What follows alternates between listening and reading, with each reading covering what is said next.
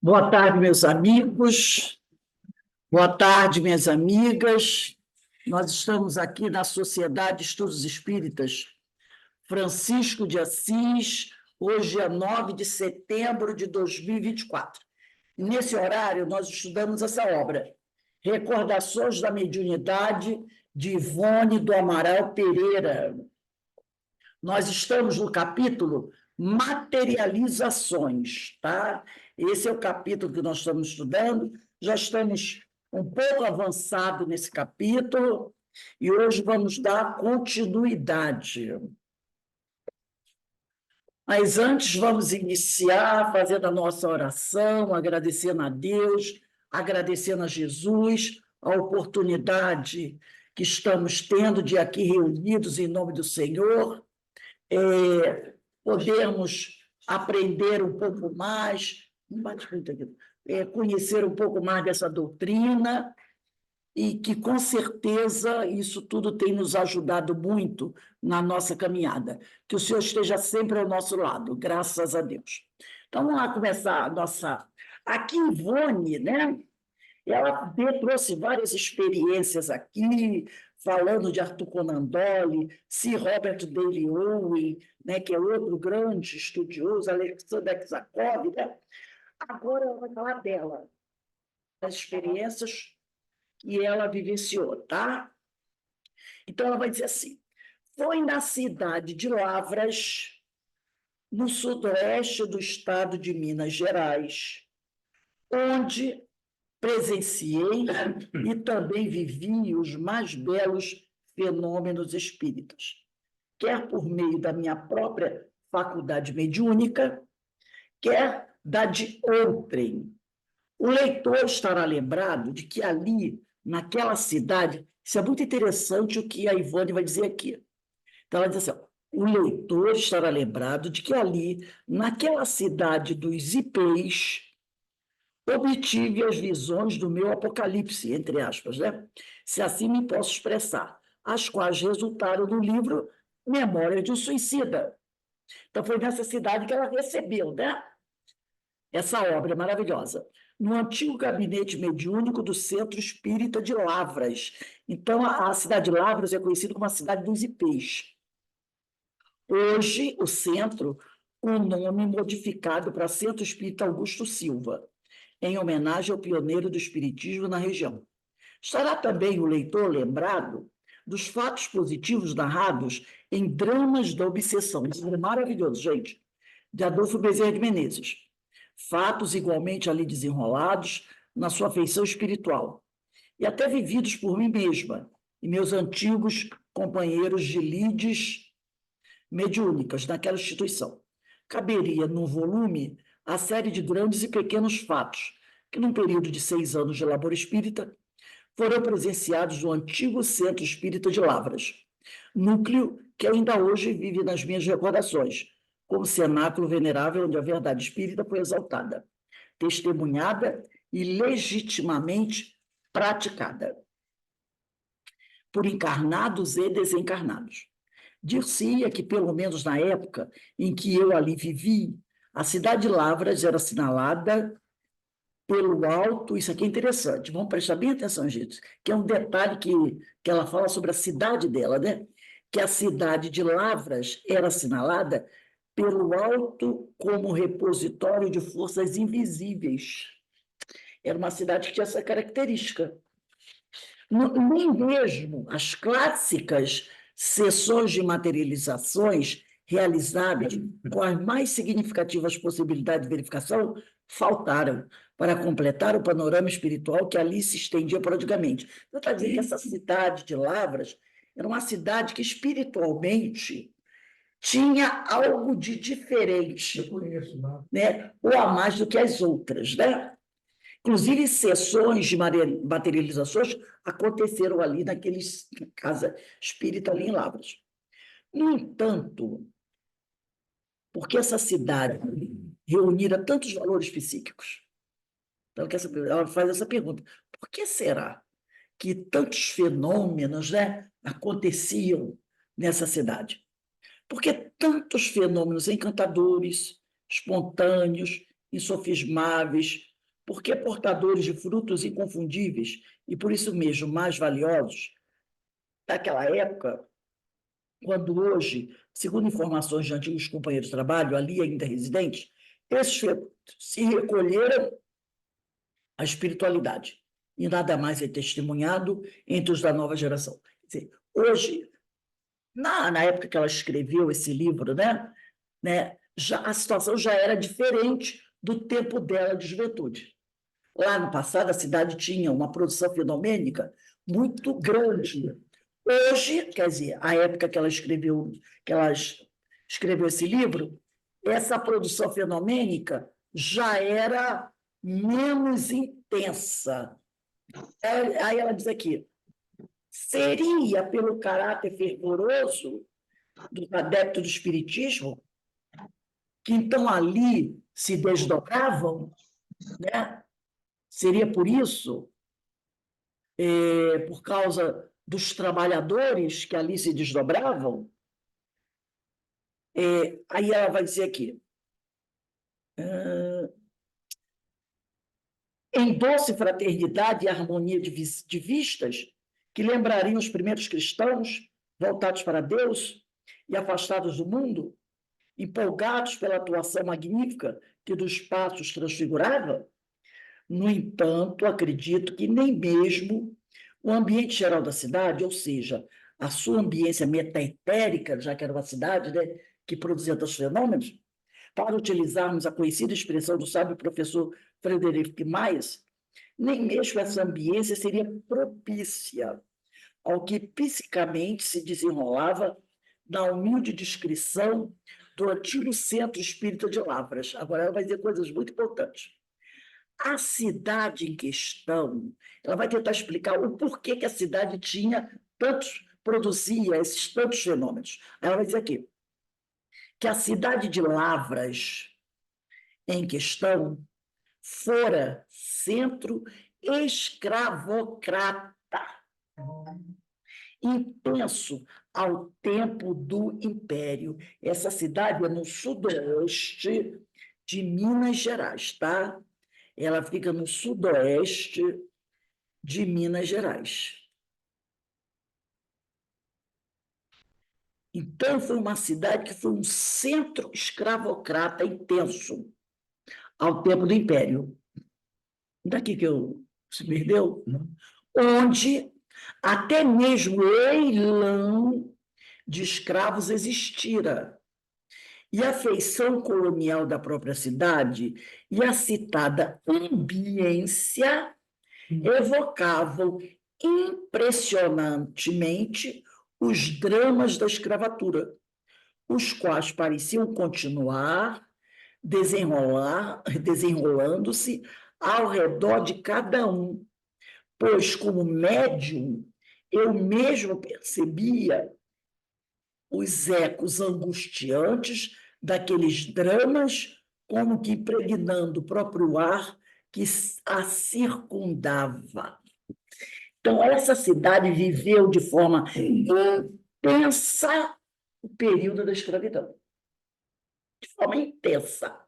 E, na época que a Ivone trabalhou lá, ela sentia ainda esse peso, né, dessa escravidão, dessa energia, desses dramas que ali se desenrolaram, né, ainda muito pesados sobre a cidade.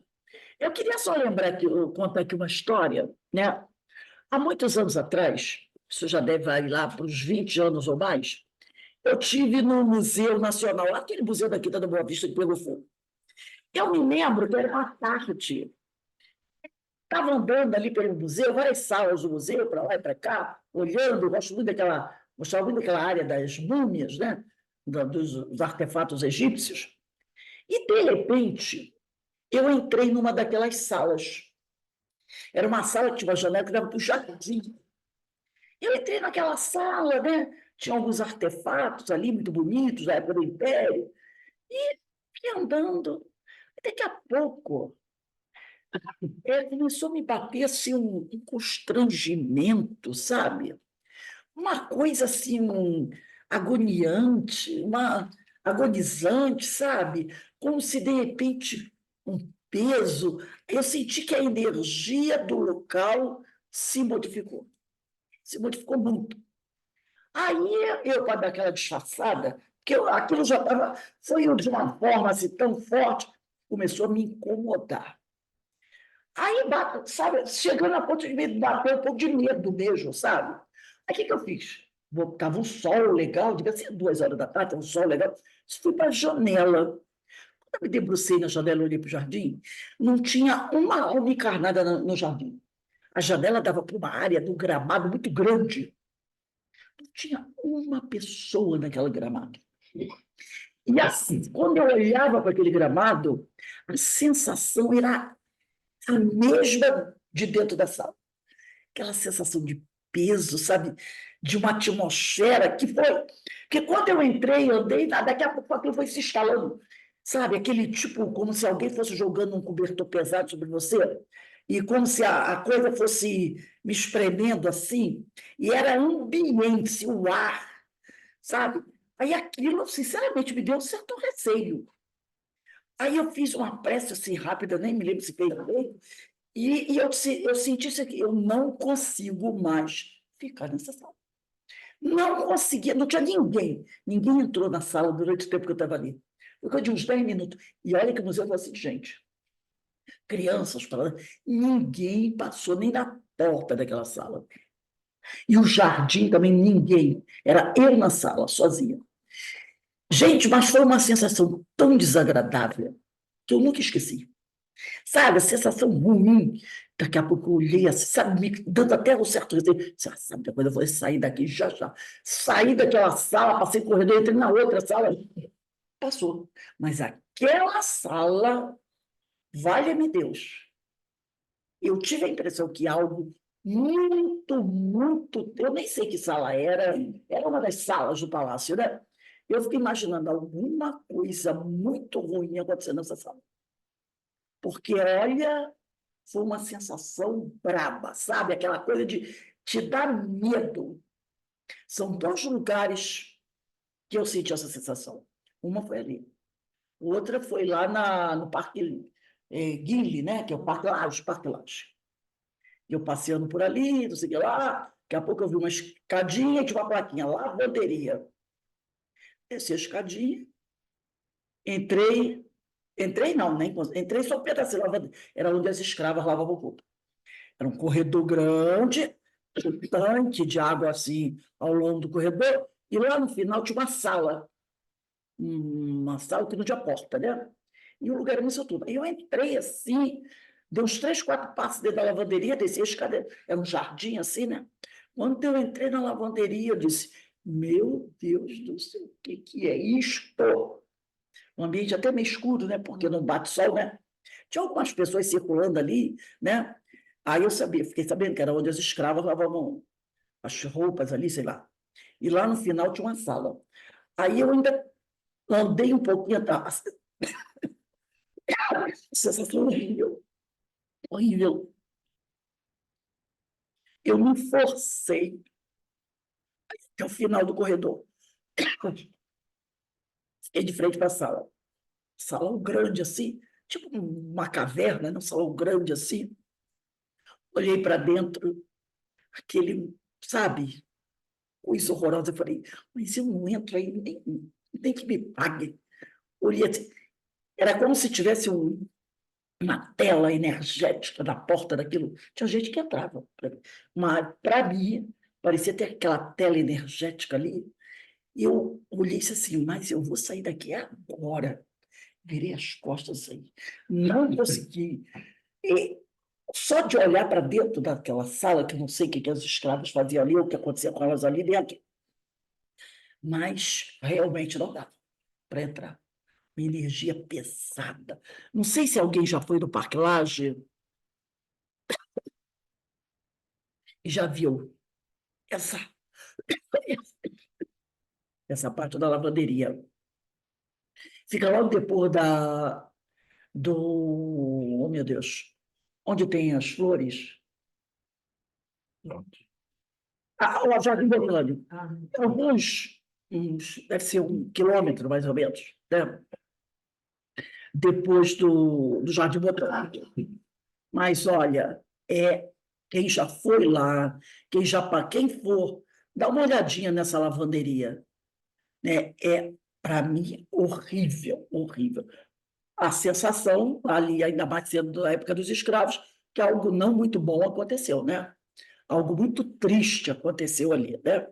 E ela fala aqui da cidade de Lavras, né? Uma cidade que foi um centro escravocrata. Então, ela diz aqui, onde até mesmo o leilão de escravos existira e a feição colonial da própria cidade, que a cidade ainda mantém essa característica colonial, deve ser tipo Paraty, né? E a citada ambiência evocava impressionantemente os dramas da escravatura, os quais pareciam continuar, olha só, desenrolando-se ao redor de cada um. Então, os dramas que aconteceram há 100 anos atrás, e na época que ela escreveu isso, devia ser mais ou menos isso, né? 100 anos atrás, parecia que esses dramas estavam acontecendo ali na atualidade ainda, na ambiência espiritual da cidade, né? Aí ela diz, pois como médium, eu mesmo percebia os ecos angustiantes daqueles dramas, como que impregnando o próprio ar que a circundava, o ar que circundava a cidade, né? Por sua vez, as paixões políticas regionais da época estavam longe de contribuir para a suavização do ambiente, já assinalado desde muitos anos antes. Então, a cidade de Lavras também tinha, na atualidade, problemas políticos, né? Brigas políticas muito intensas, na época que a Ivone escreveu, né? Então, devia ter disputas políticas que contribuíam para prejudicar tudo isso, né? Para contribuir para que essas coisas continuassem. Que ela diz aqui, né? Se não, como ela fala das vibrações, maculando ainda mais as vibrações existem no local, pois, como sabemos, jamais as agitações políticas serviram à causa da harmonia espiritual de um ser humano ou de uma coletividade. Realmente, né? A gente viu o que aconteceu na última eleição, né? Para presidente aqui no Brasil, né? Famílias se dividiram, famílias se dividiram, pais e filhos, irmãos, que até hoje não se falam, amigos romperam relações, não é? Nós sabemos disso, inclusive dentro das casas espíritas. Eu passei por isso, dentro da casa espírita, né? Porque eu tinha as minhas ideias, que eu, dentro da casa espírita, não discutia, nunca discuti, dentro da casa espírita, minhas ideias, minhas ideologias, nunca discuti. Também nunca coloquei no WhatsApp, você não vai encontrar, você vai encontrar brincadeira sobre o meu time de futebol, que eu troco fichinha com o Zé Marcos, com o Ilha, sobre time de futebol. Mas política, não. Quando eu falo das minhas coisas, é lá do Facebook, que eu faço meus comentários. Mas nunca fiz nem no WhatsApp, nunca fiz nem na Casa Espírita. Mas sofri, recebi, não estou me colocando como vítima, estou citando exemplo. E companheiros da Casa Espírita que pensavam, têm o direito de pensar, diferente de mim, e que, na época, cortaram relações comigo sem eu soubesse que tinham cortado, inclusive, sim, dizendo, fiquei sabendo através de outras pessoas, que não iriam assistir mais nenhuma palestra, nenhum curso que eu dava, porque eu era adepta de tal situação e, entendeu? Para você ver como uma coisa não tem nada a ver com outra. Isso aconteceu no país e se reflete até hoje, né? Olha a briga que ainda existe dentro do nosso país com o pessoal do A contra o B contra o A. E é muito forte nessa bipolaridade, né, muito grande aí. E então, agora estamos passando de novo a eleição, né? Volta toda essa história novamente, as pessoas brigando na internet, brigando nos grupos por causa da política. E rachando amizades, acabando com amizades, famílias, outras coisas mais. Então, ela diz assim: jamais as agitações políticas serviram à causa da harmonia espiritual de um ser humano ou de uma coletividade. Mas o certo foi que, ao deixar Lavras, nunca mais encontrei tantas forças psíquicas reunidas para o efeito de tão belos, quão importantes e variados fenômenos de ordem espírita. Então, a cidade tinha essa atmosfera espiritual devido às questões de escravidão lá do passado e, na atualidade, tinha as questões políticas, que a cidade tinha ser questão de famílias, né? Uma família era de um grupo, outra de outro, e, na atualidade, essas famílias brigavam politicamente. Isso tornava esse problema dessa ambiente espiritual devido à escravidão intensas ainda, né? Então, era uma coisa muito interessante. Denise, lê o próximo parágrafo para a gente. Existia na cidade, por aquele tempo, 1926, 1932, uma poderosa médium, portadora de várias faculdades, dentre outras também a faculdade de efeitos físicos. Destacando-se, porém, as materializações de espíritos desencarnados, modesta, humilde, simples, mesmo angelical, confiara-se às luzes do Consolador, inspirada em verdadeiro sentimento de amor à verdade. Chamava-se Zulmira Custódia Rezende Teixeira Filho. Era viúva e seus filhos ainda hoje residem na cidade de Lavras. Contava ela 60 anos aproximadamente e confessava-se já esgotada e doente. Todavia, foi o mais forte médium de materializações, mais espontâneo e positivo que conheci, e suas sessões, as mais belas e convincentes, de tantas a que posteriormente assisti. A Vera Travassos está aí? Se tiver, ela lê o próximo parágrafo. Não, ô, Rosa, Oi. tanto eu como ela, nós não temos condição de ler, nós estamos muito gripados. Aí Tudo tomamos, tá ruim. Tá só escutando aqui, eu que estou com o livro na mão. legal. Obrigado. Aninha, você tem o livro? Ana Brito tem o livro? Não. Quer que ele leia para mim mesmo? Quer ler, ministro? Lê o próximo parágrafo para a gente aí. Devo confessar. Lê esse parágrafo.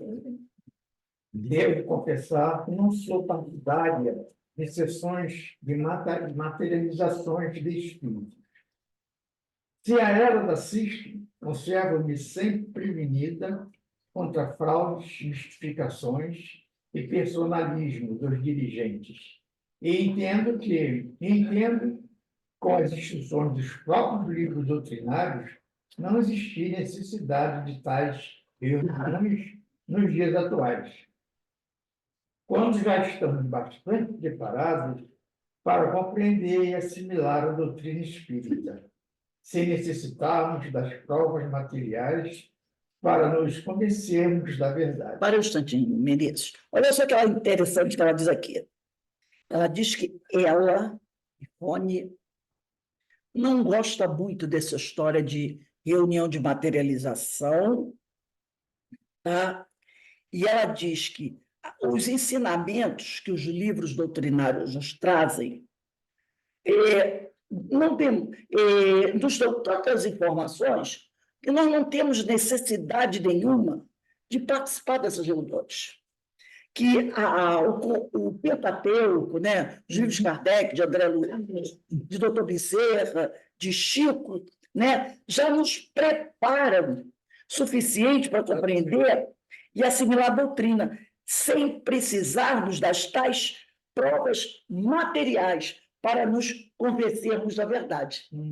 Então, você não precisa ver o espírito se materializando, um negócio aparecendo aqui, outro sumindo ali, para você acreditar, se convencer, né, desse intercâmbio, que os espíritos existem. As obras já são suficientes para isso. Não tem necessidade disso, né? Então, ela não é muito adepta. Pode continuar, O Menezes. tempo-alvo das sessões de materialização pertence ao passado. Nos dias que correm, serão raros, sim, os fenômenos legítimos e realmente convençam, conquanto não sejam possíveis.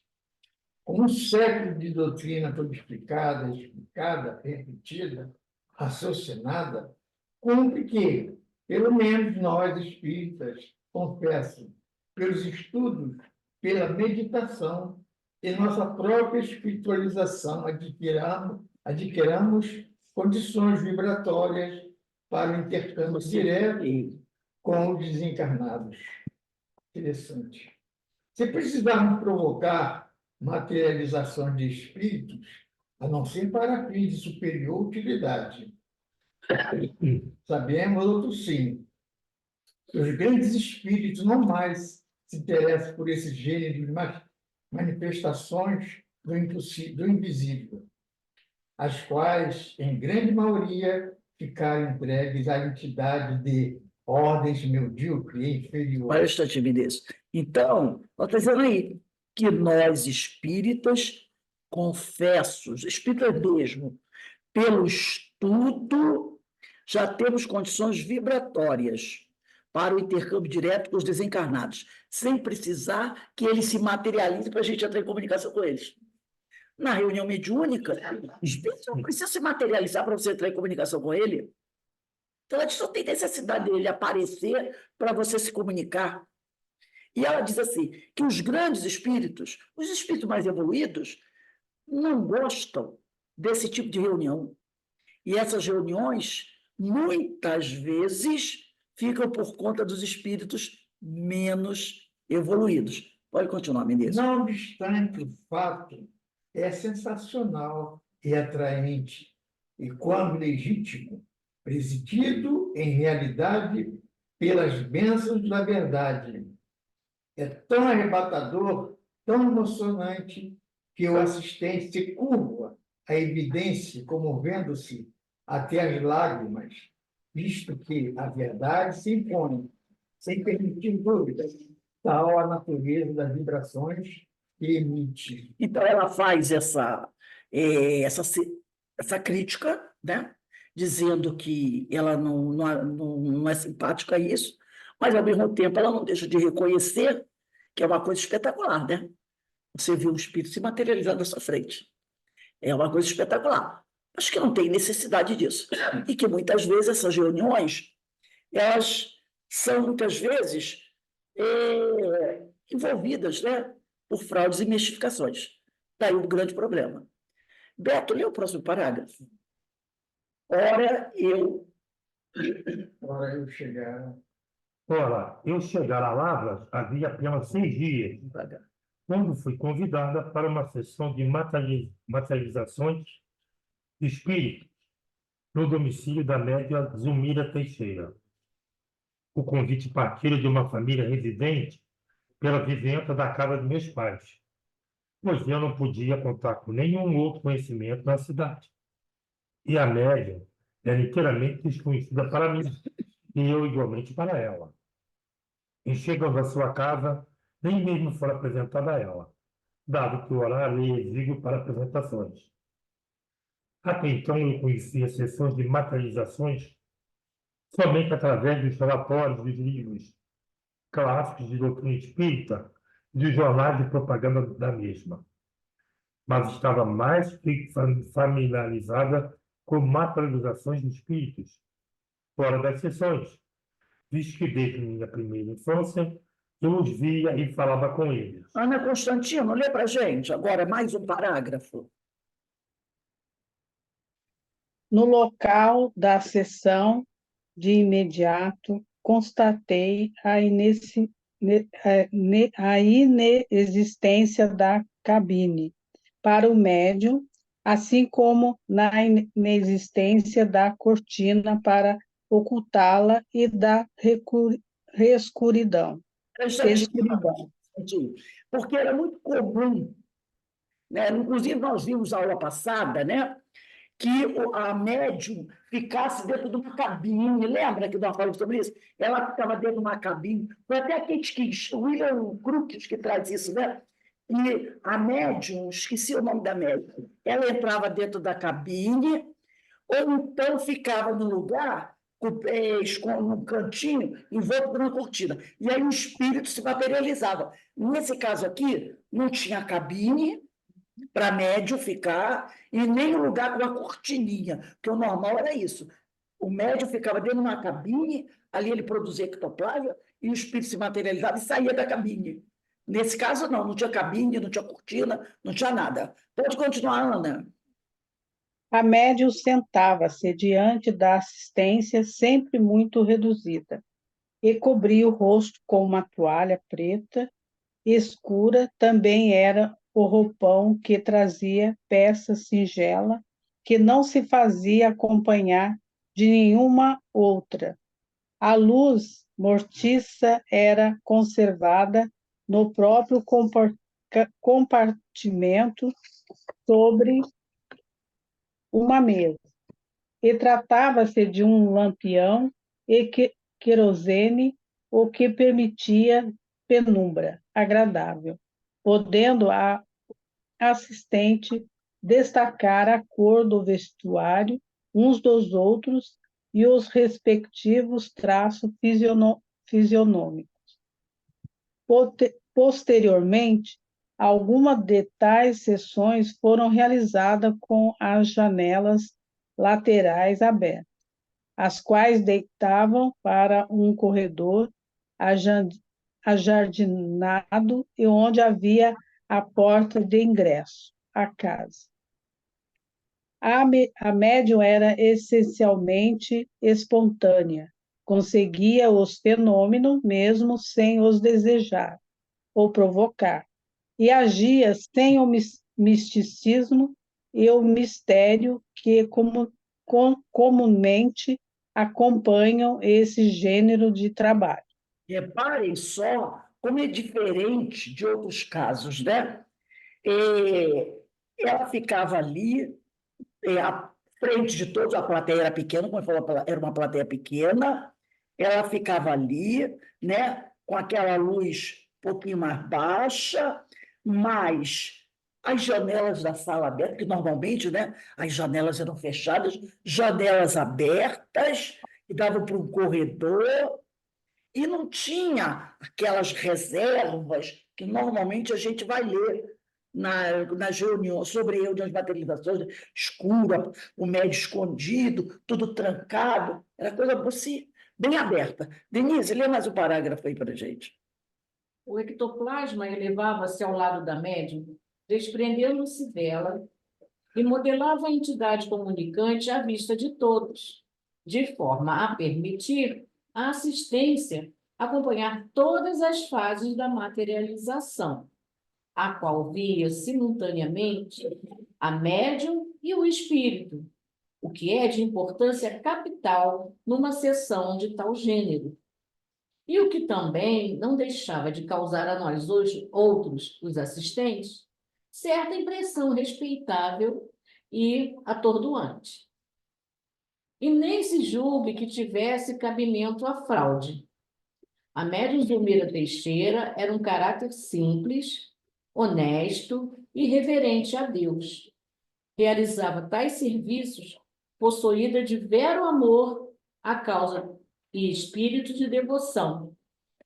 E tão simplória e incapaz se revelava que nem mesmo saberia produzir fraudes, pois semelhante arte exige trabalho insano, muita audácia e espírito de menosprezo à ideia de Deus, talentos que faltavam à dita médium. Então, esse primeiro trecho que ela traz aqui, né, esse primeiro período, quando ela diz aqui, ó, o ectoplasma elevava-se ao lado médio, desprendendo-se dela e modelava a entidade comunicante à vista de todos. Então, a médium ficava ali, não era na cabine, não ficava escondida, como no caso da Kate King, né? Que a médium, eu não me lembro bem o nome dela, aquela que o William Crookes conta, né, que estava ali. Quando ele entrou, ele viu a médium toda caída no chão, assim, no cantinho, né? Ali não. A médium ficava na frente de todos. O pessoal viu o ectoplasma sair de dentro dessa, é extraordinário, né? Sair de dentro dela e modelando o espírito. O espírito ia assim, modelando ali à vista de todos, de forma a permitir a assistência acompanhar todas as fases da materialização, a qual simultaneamente o pessoal via ao mesmo tempo a médium e o espírito, o que é de importância capital numa sessão de tal gênero, e o que também não deixava causar a nós certa impressão respeitável da doença. Porque o William Crookes fala que teve um momento, naquele livro Fato do Espírito, ele diz o seguinte, que teve um momento que Kate King, que era o espírito, falou para ele, você pode ver nós duas ao mesmo tempo. E ele achou extraordinário. Ele entrou na cabine e viu Kate King e a médium. Mas não era uma coisa comum. Tanto que ela estava dentro da cabine. Mas a Kate King, quando ele abraçou a Kate King, e tipo assim, deixa eu abraçar para ver se não é sólido, é sólido mesmo. Ela falou no ouvido dele, se você quiser, você pode me ver e a médium. Mas aí ele teve que entrar na cabine. E dentro da cabine ele viu Kate King e viu a médium. As outras pessoas que estavam fora, devia ser umas 3 ou 4 pessoas, não viram. Só ele viu. Aqui não. Aqui todos viram. O espírito e a médium. Formando, né? E sabe que o ectoplasma saindo do médium, né? Você próximo ali. Saindo e formando o espírito. E as pessoas vendo aquilo, né? Então, é uma coisa diferente. E isso também, como ela disse aqui, né? Deixa mais claro o que está acontecendo e evita fraude. Né? Evita fraude. Ninguém podia dizer que era Ninguém podia dizer que não, né? Beto, pega agora o próximo parágrafo. Daquela primeira vez em que assisti à sessão, tornaram-se visíveis, materializados, primeiramente os espíritos do Dr. Augusto Silva, patrono do espiritismo em Lavras, e de sua filha da médium. E de uma filha da médium, perdão, recentemente falecida pela ocasião. Mas, inesperadamente, apresentou-se após uma entidade desconhecida de todos, a qual a médium, entrando, afirma não conhecer também, tampouco. Bastante materializada, a entidade revelou-se um homem jovem, deixando ver barba preta, curta, terminada em ponta, no queixo, bigode cheio de cabelos espessos e volumosos, penteados para o alto, formando a cabeleira clássica dos elegantes do século XIX. Mãos finas e aristocráticas, e traços masculinos antigos, porém um tanto leves, como que vaporosos. Eu reconheci então o espírito Roberto, tal como me fora tão familiar durante minha infância. É Roberto de Canalejas. Havia 6 anos que ele se afastara de mim. Não me fora dado obter qualquer notícia a seu respeito. Mas eis que, inesperadamente, ali aparecia ele de forma insofismável, provando ainda e sempre a perseverança do seu generoso sentimento para comigo. Prorrompi em pranto copioso em plena sessão, comovida e abalada por lembranças incontroláveis. Mas, servindo-se do aparelho vocal da própria médium, que continuava em transe, e com voz masculina, baixa doce, dirigiu-me palavras afetuosas e confortativas, que tentarei reproduzir, tão assinaladas elas ficaram em meu coração até os dias presentes. Agora, Menezes, lê mais um parágrafo aí. Não chore, minha querida. Eu agora estou bem. Renovado para Deus, resignado à sua lei, quero pedir-te que me perdoes o muito que eu tenho feito sofrer com a minha insistência angustiosa ao teu lado. Não penses que foi vingança. Foi apenas saudade de um passado que me foi caríssimo. Devo me avisar de que obtive concessão para trabalhar contigo ao bem do próximo, como tanto desejei outrora. Sou médico e trabalharei na minha antiga profissão, agora por teu intermédio. Também exercerei atividade a respeito de socorro a suicidas. Eu, que fui um desses, valho-me de ti, que tanto amei para agora socorrer-os. E tu me ajudarás, já que também foste. Ao meu retirar daqui, dar-te-ei um sinal, como despedida. Lembra que ele ficava até como fazendo uma obsessão em cima dela? Sim. Né? A ação dele sobre ela, ela até me fala, era como se fosse quase um processo obsessivo, que ele foi marido dela. E ele também foi suicida, né? Ele trabalha até lá no Ministério da Maria. Sim, agora, depois que ele melhorou. Depois que melhorou. Mas, inclusive, ele exercia uma pressão tão grande sobre ela, que, se eu não me engano, se foi o Charles ou o doutor Bezerra que o afastou. Porque ele mesmo diz, né, que ele chegava ao ponto até de estar obsediando ela. E aí ele foi afastado, né? Foi afastado, por isso que ele diz aqui que a forma como ele agia em relação a ela não era vingança, né? Porque chegou um ponto que ele até incomodou, por isso ele foi afastado para não prejudicá-la. E aqui ele diz, eu que fui um desses, ele também foi um suicida, né? Mas, pelo que eu entendi, na última reencarnação dele, que agora ele já não se suicidou, nessa última reencarnação, mas ele ainda estava em tratamento. E aí, depois, ele vai trabalhar lá nos hospitais para ajudar aqueles nossos irmãos suicidas. Denise, pega aí o próximo parágrafo. Normalmente, quando passa por aquilo, a pessoa tem outra visão e tenta auxiliar para não fazer Exatamente. Só que ele tinha uma certa, ele dizia que não, uma certa magoazinha ainda. Então, a forma como ele vinha em cima dela foi considerado um tipo de obsessão. Por isso que ele foi afastado por 6 anos, né? Ele ficou 6 aqui, ó. Havia 6 anos que ele se afastaram de mim. Agora ele recebeu autorização, né, que diz aquele sobre autorização, que eu devo avisar-te que eu obtive concessão para trabalhar contigo, porque ele foi afastado, porque ele estava trazendo problema para ela. Agora ele recebeu a autorização para trabalhar com outros, 6 anos depois. Ele deve ter ido receber algum tipo de tratamento. Lê agora o último para a gente parar por aqui, Denise, o último parágrafo.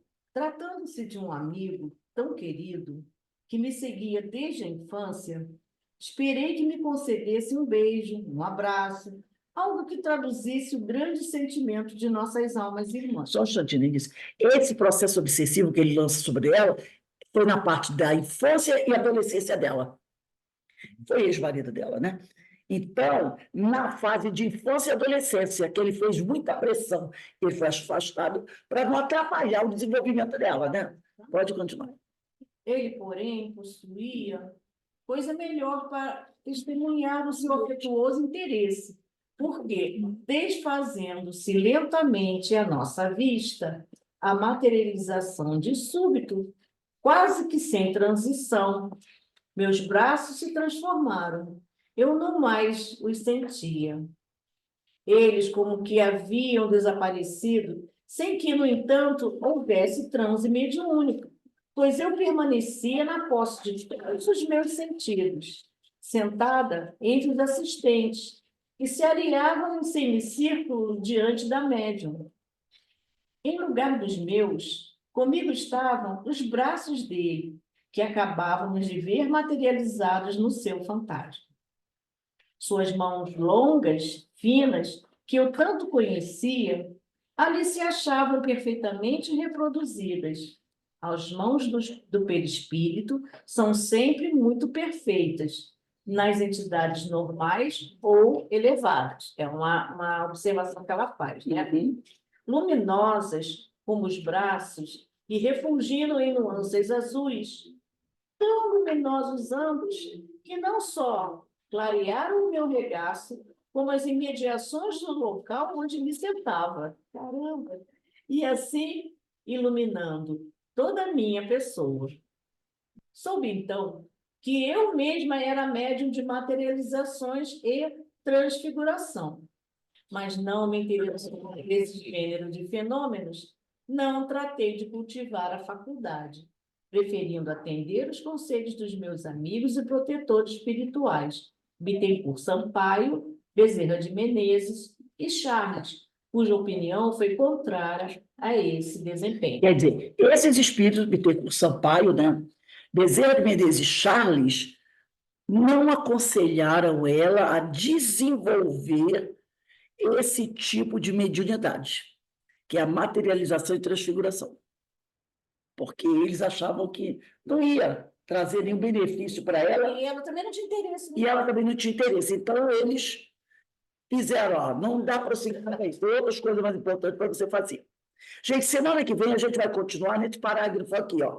Nesse Comenos, a entidade Roberto. Bota a data aí, 16/9/24.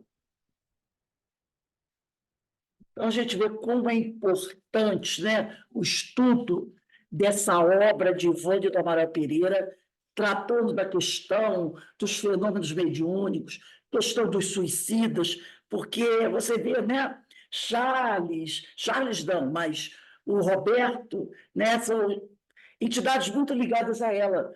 Então, normalmente eram aqueles que, de alguma forma, se misturaram com ela e trouxeram problemas. Sabe o que eu achei interessante? Que ela tem vários orientadores, né? Sim, Então, isso quer dizer que a gente também. só chamar, nós já estamos, todos nós temos vários amigos nos dando Porque a gente orientação. que é um só espírito. Não. Né? Um só não dá conta da gente.